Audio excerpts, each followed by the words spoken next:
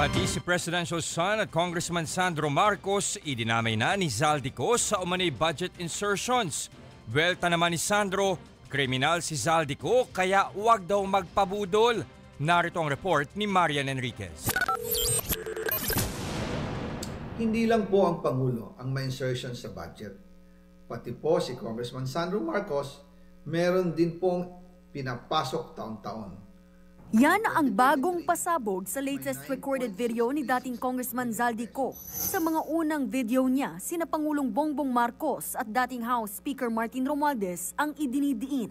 Ngayon naman, idinamay ang presidential son at House Majority Leader na si Sandro Marcos. Kaugnay yan ng budget insertions daw mula 2023 hanggang 2025 at umano'y kickback sa flood control projects. Ayon kay Ko, aabot sa 50.9 billion pesos ang umano'y insertions ni Sandro.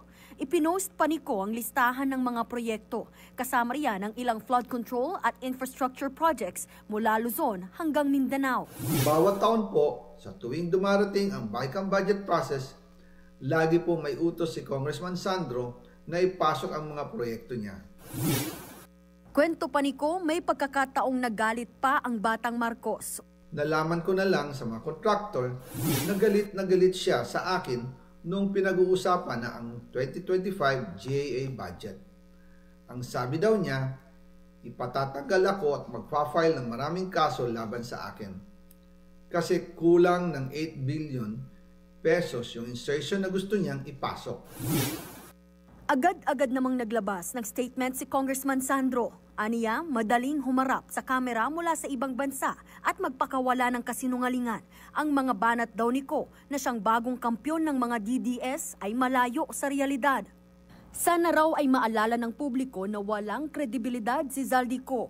Malinaw daw ang kanyang interes na maglabas ng mga video para pabagsakin ang gobyerno.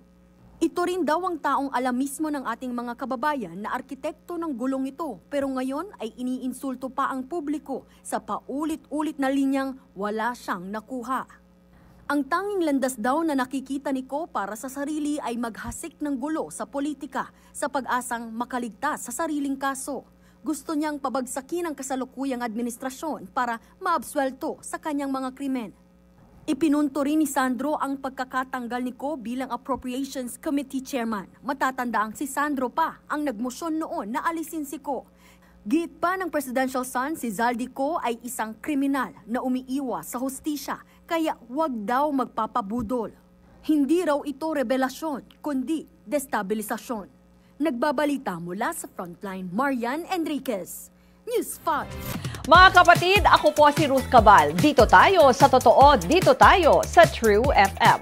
Mag-follow at mag-subscribe din po kayo sa aming social media accounts at True Network PH. Diyan po yan sa aming X na dating Twitter, sa FB, sa Instagram, sa YouTube, sa TikTok at sa mga podcast. At syempre, tutok din po kayo sa Signal True TV Channel 19.